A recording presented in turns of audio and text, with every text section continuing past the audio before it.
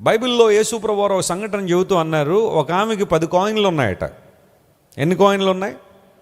అందులో ఒక కాయిన్ ఏమైపోయింది? పోయింది. ఆమె ఒక వెండి నాణెమును పోగొట్టుకుంటే ఆమె దీపాన్ని వెలిగించి ఇల్లంతా ఊడ్చి ఆ కాయిన్ ఏం చేసింది? నాకు అనిపిస్తూ ఉంటుంది, ఆమె కాయిన్ దొరకగానేట ఆమె తెలిసిన వాళ్ళందరినీ పిలిచి ఏం చేసిందట? వాళ్ళందరితో సంతోషించిందట. There was a party, there was a rejoicement. సంతోషించింది, ఆనందించింది. ఒక మాటలో చెప్పాలంటే విందు చేసింది. నీ దొరికిందేమో ఒక వెండి కాయిన్, దానికోసం ఎంత ఫంక్షన్ కావాలా? మీరు ఎప్పుడైనా ఆలోచించండి. మీరు 5 రూపాయలు పోగొట్టేసుకున్నారు, 5 రూపాయలు దొరకగానే 500 మందిని పిలిచి ఎవరో పార్టీ చేస్తారని ఇంట్లో? నీ దొరికింది ఎంత, నువ్వు పోగొడుతుంది ఎంత అనరా? 5 రూపాయల కాయిన్కి నువ్వు ఇరుగు పొరుగు వాళ్ళందరినీ పిలిచి chicken biryani, mutton biryani, veg manchurian పెడతానంటే మీ ఆయన ఒప్పుకుంటాడా? నీకు దొరికింది 5 రూపాయలు, నువ్వు ఏం చేస్తున్నావు పని అని ప్రశ్నించరా? కానీ అక్కడ ఆ కాయిన్ విలువ కాదు, కానీ ఆ కాయిన్ ఎంత అయితే విలువ చేస్తుంది దానికోసం. కానీ పూర్వ దినాల్లో ఒక చిన్న కట్టడ, ఒక కామెంటేటర్ ఏమంటాడంటే, వివాహం నిశ్చితార్థం జరిగిన తర్వాతట ఆ పెళ్లి కొడుకు తను చేసుకుని పోయే అమ్మాయికి కాయిన్స్ ఇచ్చేవాడట. మళ్ళా పెళ్లి సందర్భంలో పెళ్లి రోజుకి ఆ కాయిన్స్ అని పట్టుకురావాలట తిరిగి. It's a matter of life and death.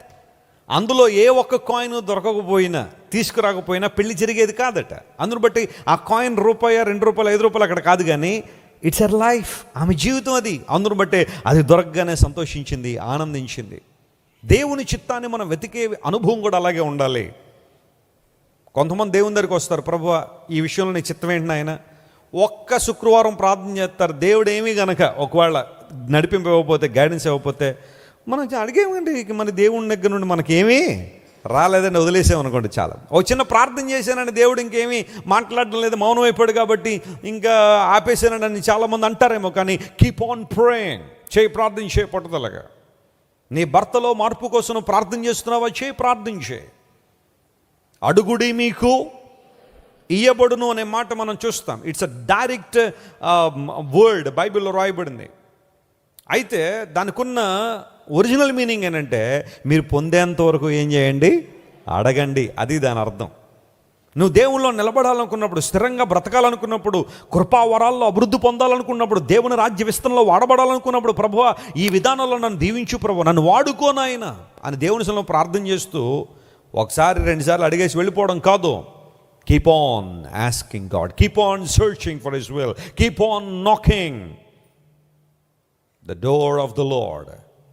మీరు తట్టండి, మీకు తీయబడుతుంది అన్నాడు. కన్సిస్టెన్సీ ఉండాలి మన భక్తి జీవితంలో.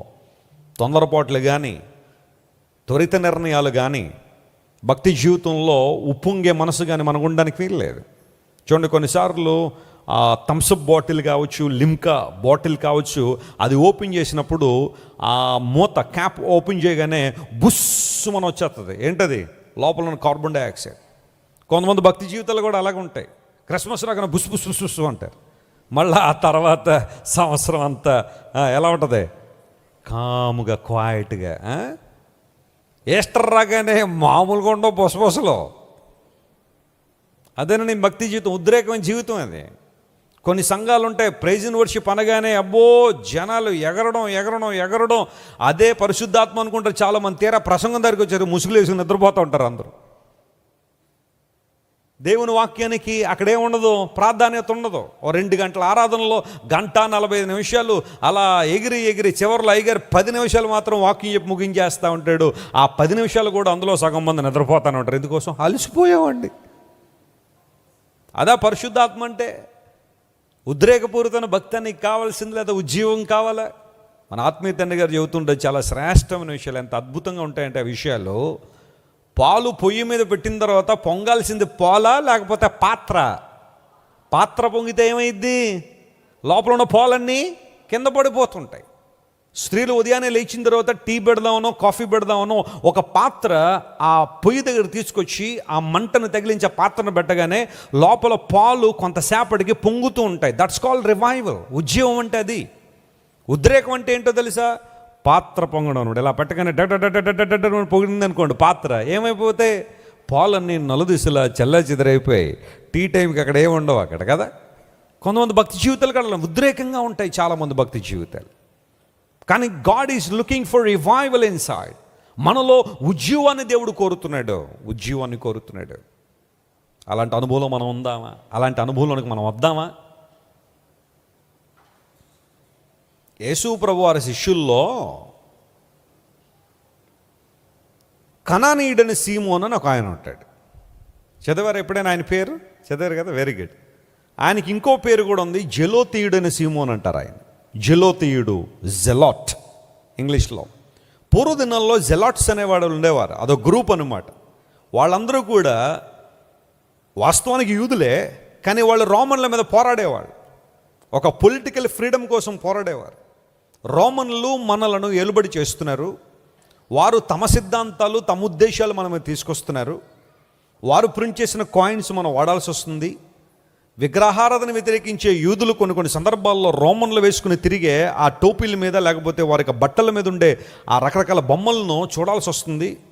అందును బట్టి ఇది మనకు కాదు అని చెప్పి పోరాటాన్ని దిగిన కొంతమంది యంగ్స్టర్స్, బ్లడ్ బాయిల్ అయిపోతుంది అంటారు చూసారా, అలాంటి యవనస్తులందరూ కూడా జెలాట్స్గా పిలువబడేవారు. వారిని గుంపుగా జెలోతీలు అనబడేవారు. They were fighting for political freedom. Yesu ప్రభు ఈ లోకానికి రాగానే ఆయన కూడా రోమన్ల విధానాలను ప్రశ్నించినప్పుడు, యూదుల మతాధికారుల ఆ విధానాలు ప్రశ్నించినప్పుడు, ఈ జెలోతీల్లో కొంతమంది బహుశా యేసు ప్రభువుకి ఆకర్షితులైన వారు ఉండొచ్చు. He's the right man, he's the right person who can lead us అని చెప్పి ప్రభు దగ్గరికి రాగానే, వాస్తవానికి యేసు క్రీస్తు ప్రభు ఉద్దేశం వేషధారణ మీద పోరాటం, లోక సంబంధమైన అనుభవాల మీద పోరాటం, వాక్య వ్యతిరిక్తమైన అనుభవాల మీద యేసు ప్రభు పోరాడుతూ ఉండగా బహుశా కొంతమంది ఆయన దగ్గర నిలబడి ఉండొచ్చు, కొంతమంది వెళ్ళిపోవచ్చు. కానీ ఈ జెలోతీయుడైన సీమోను యేసు ప్రభు దగ్గరకు రాగానే ఆయన ఉద్దేశాలను గమనించి హీ చేంజ్ హిస్ లైఫ్, తన జీవితాన్ని మార్చుకున్నాడు. ఒకప్పుడు ఉద్రేకపూరితమైన సీమోను ఇప్పుడు ఉజ్జీవపూరితమైన సీమోను అయ్యాడు. స్తోత్రం చెప్పండి, హల్లెలూయా. ప్రభువు దగ్గర సాత్వికం నేర్చుకున్నాడు, మృదుత్వం నేర్చుకున్నాడు, ప్రేమను నేర్చుకున్నాడు, క్షమాపణ నేర్చుకున్నాడు. దేవుని ఉద్దేశాలు, ఆయన రాజ్య సంబంధమైన విధానాల మీద దృష్టికి వచ్చింది. క్రైస్తవులు కేవలం భౌతిక సంబంధం వాటి కోసం పోరాడేవారు కాదు. క్రైస్తవుల పోరాటం ఇంకా ఉన్నతమైన పోరాటం. హల్లెలూయా. మనం పోరాడేది శరీరాలతో కాదు, కానీ చెప్పండి, వాయుమండలములో ఉన్న దురాత్మ సమూహాలతో మనం ఏం చేస్తున్నాం? పోరాడుతున్నాం.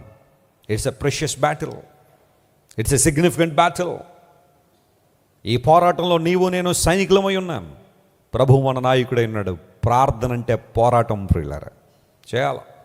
దేవునికి ప్రయారిటీ ఇచ్చినప్పుడు, ఆయనకు మనం ప్రాముఖ్యత ఇచ్చినప్పుడు, దేవుడు అన్ని విషయాల్లో మనల్ని ఏం చేస్తారట? ఆయన ఆశీర్వదిస్తాడు. చెప్పండి, ఇప్పుడు దేవుని దగ్గరికి వచ్చేవారు ఆయన ఉన్నాడు నమ్మాలి. ఆ తర్వాత ఆయన వెతికే వారికి ఆయన ఏమిస్తాడు? ఫలము దయచేస్తాడని. God will never ever disappoint you when you seek his will, when you seek his purpose. దేవునికి ఉద్దేశాన్ని వెతికినప్పుడు, ఆయన చిత్తాన్ని వెతికినప్పుడు, ఆయన ఎప్పుడు కూడా మనల్ని నిరుత్సాహపరిచేవాడు కాదు. నమ్మిన వారు దేవునికి స్తోత్రం చెల్లిద్దాం. హల్లెలూయా. మీరు ఇంతవరకు విన్న దైవ సందేశం మరియు దేవుని సేవకులు చేసిన ప్రార్థన మీకు ఆశీర్వాదకరముగా ఉన్నదని విశ్వసించుచున్నాము. ఈ సందేశాన్ని మీ స్నేహితులకు, బంధువులకు షేర్ చేయండి. మీకు ఏదైనా ప్రార్థన అవసరత ఉన్నచో మా ఫోన్ నంబర్లకు కాల్ చేయండి. దేవుడు మిమ్మల్ని ప్రేరేపిస్తే విశ్వాసంతో సాగుచున్న ఈ పరిచర్యను ప్రోత్సహించండి. మరిన్ని వర్తమానాలు, పాటలు వినుటకు జాన్ వెస్లీ మినిస్ట్రీస్ అను మా యూట్యూబ్ ఛానల్ను సబ్స్క్రైబ్ చేసుకొనండి.